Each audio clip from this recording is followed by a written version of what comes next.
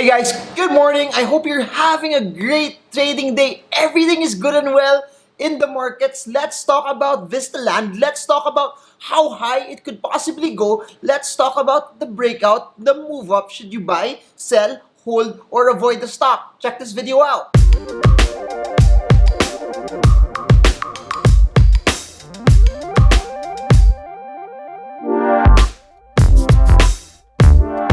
Hey guys, this is Marvin Gerbo. I make daily videos on how you can win in the stock market because I really believe that the stock market is one of the greatest investments out there. So if you're new to this, subscribe, smash the bell so that you get updated every time I make content on how you can pick stocks and win in the market.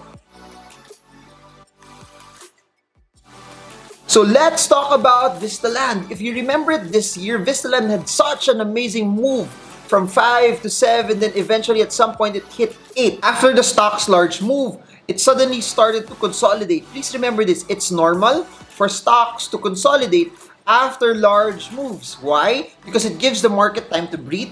It gives people the chance to buy lower, that it hasn't really gone up yet still, and it also gives sellers the time to sell and take profits. That's why it's neither going up nor down during a consolidatory period, because there are some people selling, there are some people also picking it up every time it hits certain support levels. So Vistaland, over a stretched period of time this year, started to consolidate already, and it started to get thinner. For those who attended our Stock Smart sessions, you know what to do when stocks consolidate at a very thin channel, and you know what to do should it break out and break down and the implications of that. That being said, if you look at the moving averages here in this in the chart below, you will see that it started to break out already from those moving averages, and the moving average also was confirming the consolidatory nature of the stock. As you can see, they're all relatively flat. As you can see, also they didn't depict momentum yet. But just a few days ago, you now saw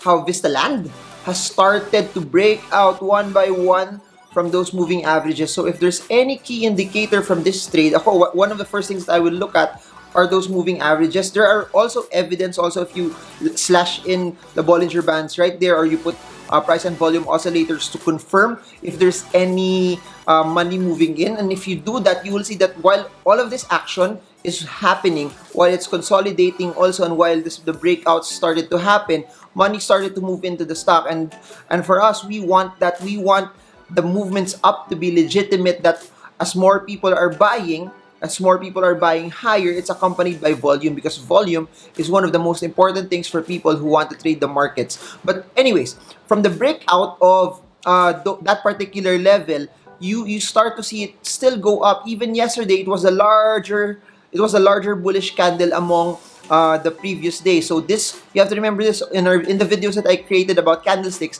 The larger the bullish move, the larger the candlestick, the more bullish the stock is. So for those who position, you've done it very well. You've positioned very well. That's perfectly done. So your next step now is knowing when to sell. Your next sell target could be, look at the moving averages, see if it shows you signs of reversal. That being said, with no reversal signs yet, you don't need to sell. This is just the start of a larger and bigger move. The thing about that is this: if you look at it also, there's a resistance at around 8 pesos per share, meaning should there be any corrections happening, should there be any sell happening or sell signals happening, it will be at the 8 peso level. So watch out as it starts to go up. Please remember, even if there's a red candle, even if it goes down today, it's okay as long as the breakout points are still there. As long as it doesn't break our moving averages, you can hold and just wait for it until it hits around the 8 peso level, or the moving averages show you a sell signal already. But that being said, if that's not present yet, hold and be confident about your position.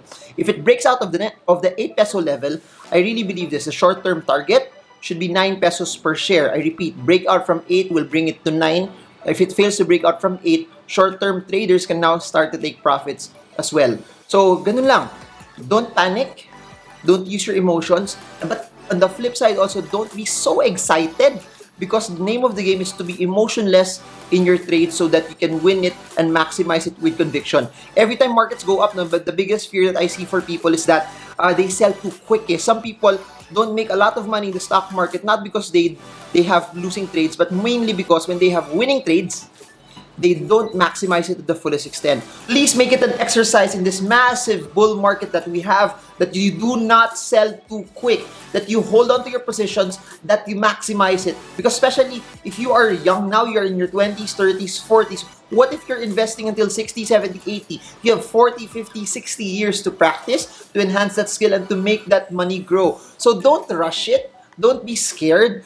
Try to build your skills first. And for me, it's nice to earn in this bull market, but at the end of the day, it has to be your skills that has to be developed first. Do not rush on trying to make money. People always want to make money without building the skills, yet it doesn't work that way. If you try to make money, that's good and well.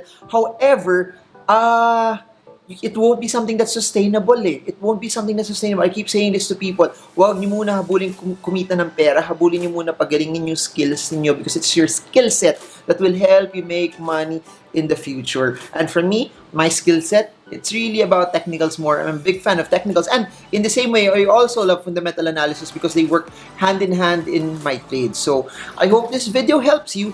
Comment below if you have Vistaland. Comment below what's the indicator that you use if you were able to pick up Vistaland. Comment below also if you are planning to hold on to it for a very, very, very, very, very, very long time, or you will just follow what the technicals are saying as well. And if you have any other stocks that you want me to analyze, comment it below. I'll add it for stocks by request. Stocks that has the most votes is what I'm gonna analyze and make videos about it. Thank you so much to everyone who has been participating and joining us here, because again, I just love doing this, and I'll keep doing this forever. I'll try to make as much videos as I can, because I really want you to be financially free. Remember this. There are some points in your life where your goal also is not just to make money, but to make a difference in the lives of other people as well. And I really hope that the videos is something that impacts your finances, it impacts your skill set, and brings you closer to financial freedom. Because that's the heart and the goal of why I do what I do. My biggest why also is, it's not just about me, but it's also bringing more and more and more and more people closer to financial freedom. So I guess that's it for now. This is Marvin Germo. I hope this video helps you trade well, trade strong, trade smart. Keep on crushing the market, guys. See you all again soon, and God bless you.